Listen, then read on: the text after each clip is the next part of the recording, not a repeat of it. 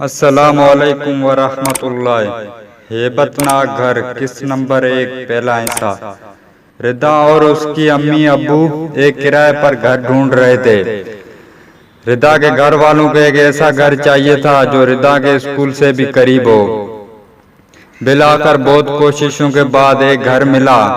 वो घर देखने में तो काफी बड़ा था और रहने के लिहाज से भी काफी अच्छा, लेकिन उस घर की सबसे अजीब बात यह थी कि उस घर के बिल्कुल सामने एक पुराना घर था जो देखने में काफी हेबतनाक लगता था।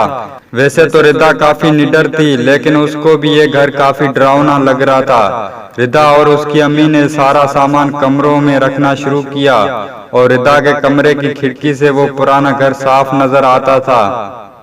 रिदा, अम्मी, मुझे ये वाला कमरा नहीं चाहिए, आप मुझे अपना कमरा दे दें और ये वाला कमरा आप ले लें। अम्मी, रिदा, क्या हो गया?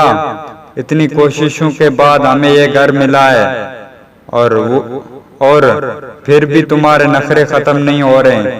चलो आओ और मेरे साथ सामान रखो और खाना भी लगाना है, अभी जल्दी आ जाओ। रिदा, ठीक है अम्मी, आ रही हूँ।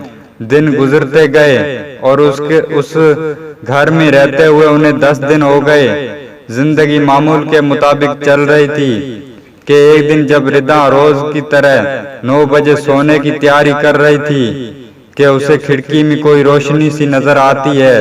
वो खिड़की के करीब जाके देखती है तो ये देख के उसे हैरत का झटका लगता है। क्योंकि अगली किस्त देखने के लिए हमारा चैनल सब्सक्राइब करें। शुक्रिया।